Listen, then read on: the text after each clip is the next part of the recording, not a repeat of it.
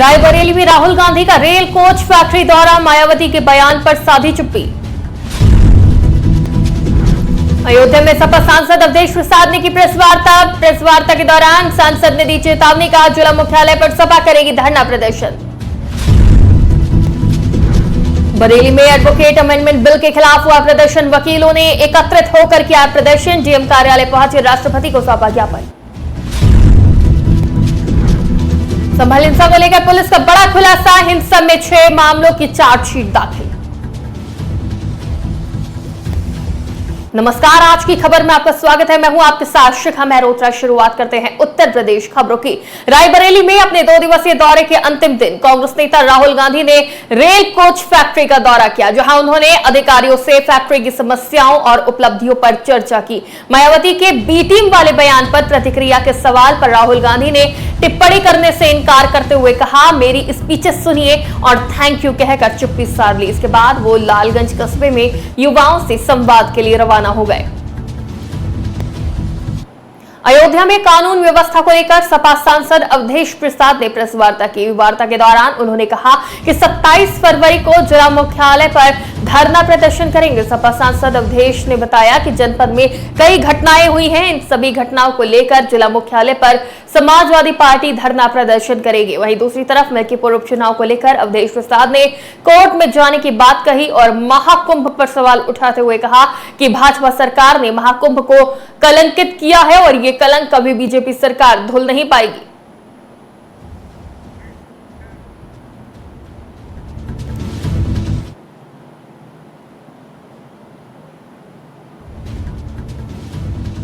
जिले में जो 1 दर्जन से ज्यादा जघन्य घटनाएं हुई है, दर्दनाक हुआ है, सामूहिक बलात्कार हुआ है, इन सारी बातों को लेकर 27 तारीख को हम जिला मुख्यालय पे धरना देंगे, सत्याग्रह करेंगे। बेईमानी नहीं, लोकतंत्र पे डाका पड़ा है। ये हिंदुस्तान की पहली घटना है जबकि सरकारी पीठासीन अधिकारियों ने खुल्लम खुला 2-2 वोट पे टारगेट रखा गया था। बाहरी छठे गुंडे बुलाए गए थे, उनको भी टारगेट रखा गया। मेरे पास एविडेंस है, सबूत है, और ऐसे सबूत है ये सब न साथियों।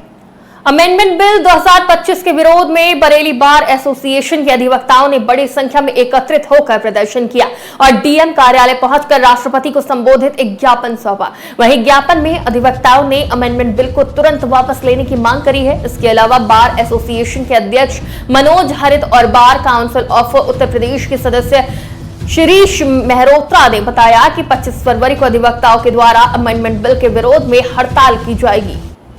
साथियों, ये एक सुनियोजित तरीका है जहां पर संसद के द्वारा ऐसा काला कानून पास कराने की बात की जा रही है जो अंग्रेजों ने भी कभी पास नहीं कराने की सोची। कानून ये है कि स्ट्राइक पर रोक लगा दी जाएगी, जो कि कानून की किसी भी किताब में नहीं और काला कानून की संख्या में आता है। दूसरा, इन्होंने वकील के ऊपर, देखिए जैसा कि बताया अध्यक्ष जी ने कि 2 पक्ष में से एक पक्ष हारेगा, एक जीतेगा, तो क्या हारने वाले हर पक्ष को 3 लाख रुपए की देयता मिल जाएगी? तो ये पैसा ही खत्म हो जाने जा रहा है। ऐसा कानून कोई भी हिंदुस्तान का वकील ना मानना है और मानने से इनकार करता है।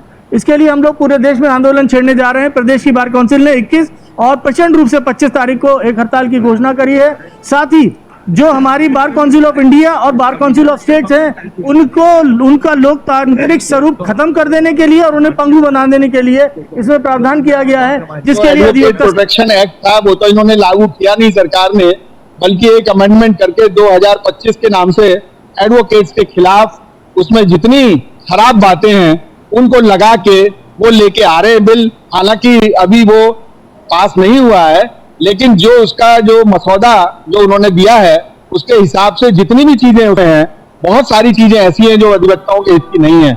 इसमें एक मेनली है कि देखिए, जब भी कोई मुकदमा होता है उसमें 2 पक्षकार होते हैं। जो 2 पक्षकार होते हैं उसमें से एक जीतता है, एक हारता है। अब इसमें हारने वाले जो अधिवक्ता हैं उनके खिलाफ 3 लाख रुपए तक का जुर्माने का प्रावधान उन्होंने कर दिया है उसकी मांग पे। जो भी उसका वादी या प्रतिवादी होगा, अगर जो वो मांग करेगा, तो ये क्या मतलब है इस बात का? कानून है, उसमें अधिवक्ता अपना पूरा प्रयास करता है, लड़ाई लड़ता है, अपनी तरफ से कानूनी किताबें दिखाता है, उसमें एक हारेगा एक जीतेगा, उसमें 3-3 लाख रुपए का जुर्माने का प्रावधान, हड़ताल। लखनऊ के पीकेटी से एक दिल दहला देने वाला मामला सामने आया है, जहां एक निजी हॉस्टल में रहकर बीटेक की पढ़ाई करने वाले एक छात्र ने खुदकुशी कर ली। मौके पर पहुंचे मृतक युवक के दोस्तों ने पुलिस को सूचना दी, जिसके बाद सूचना पर पहुंचे पुलिस ने दरवाजा तोड़कर युवक के शव को कब्जे में लेकर पोस्टमार्टम के लिए भेज दिया। वहीं फॉरेंसिक टीम ने कमरे से मोबाइल फोन और लैपटॉप कब्जे में लेकर जांच पड़ताल शुरू कर दी है। संभल में 24 नवंबर 2024 को हुई हिंसा मामले में एसआईटी ने मुख्य न्यायिक मजिस्ट्रेट अर्चना सिंह की अदालत में चार्जशीट दाखिल कर दी है। इस मामले में कुल 12 एफआईआर दर्ज की गई थी। इनमें से 6 एफआईआर में चार्जशीट दाखिल की गई है, बाकी मामलों में जांच जारी है। जल्द सांसद बर्क की चार्जशीट भी कोर्ट में दाखिल होगी। एसआईटी की इस कार्रवाई से मामले में आगे की कानूनी प्रक्रिया तेज होने की संभावना है। पीलीभीत में शहर से सटे नौगवा पकड़िया में एक सनसनीखेज वारदात हुई, जहां एक घर में घुसे हमलावरों ने दंपत्ति पर चाकू से ताबड़तोड़ हमला कर दिया और गला रेत कर पत्नी की हत्या कर दी, जबकि पति गंभीर रूप से घायल हो गया है। इस बीच दूध देने के लिए घर पहुंचे दूधिया पर भी हमलावरों ने हमला बोला और चाकू लगने से दूधिया भी गंभीर रूप से घायल हो गया। सूचना के बाद मौके पर पहुंची पुलिस ने सभी घायलों को इलाज के लिए अस्पताल में भर्ती कराया और फरार आरोपी को गिरफ्तार कर लिया है। दिन दहाड़े हुई इस वारदात से इलाके में दहशत का माहौल है। पूजा जी, जिनकी उम्र लगभग 35 वर्ष के करीब है, इनकी चाकू मारकर हत्या कर दिए जाने की सूचना पुलिस को प्राप्त हुई थी। तत्काल थाना प्रभारी सुनगढ़ी और आसाम रोड चौकी इंचार्ज मौके पर पहुंच गए थे और पीआरवीज भी जो थी उन्हें भी एक्टिव कर दिया गया था। ये बात पता चली कि ये पूजा जी की दूसरी शादी थी और जो इनका पहला पति है उसके द्वारा ये घटना कारित की गई है। ये जब पति घटना करके भाग रहा था तो ये गिर के घायल हो गया था। पीआरवी द्वारा इसे तुरंत हिरासत में लेते हुए अस्पताल में भर्ती करा गया है। दोनों से पूछताछ हो गई है। अभियुक्त ने अपना जुर्म इकबाल कर लिया गया है और जो अन्य चीजें हैं इसमें घटना कारित करने का कारण प्रॉपर्टी डिस्प्यूट बताया जा रहा है। उन सभी कारणों की जांच की जा रही है। यह भी संज्ञान में आया कि एक और व्यक्ति भी इस घटना में पूर्व पति के साथ में शामिल था, जिसकी गिरफ्तारी के लिए 2 टीमों का गठन किया गया है और संभावित लोकेशन जो है नोएडा इत्यादि। श्रावस्ती के गिलौला बाजार स्थित एक मेडिकल स्टोर में अप्रशिक्षित कर्मियों द्वारा डिलीवरी कराए जाने से नवजात और मां की मौत हो गई। घटना के बाद स्वास्थ्य विभाग ने त्वरित कार्रवाई करते हुए सीएससी अधीक्षक दीपक शुक्ला के नेतृत्व में मेडिकल स्टोर को सील कर दिया। पुलिस ने पीड़ित परिवार की शिकायत पर जांच शुरू कर दी है और आशा कार्यकर्ता का बयान दर्ज कर रही है।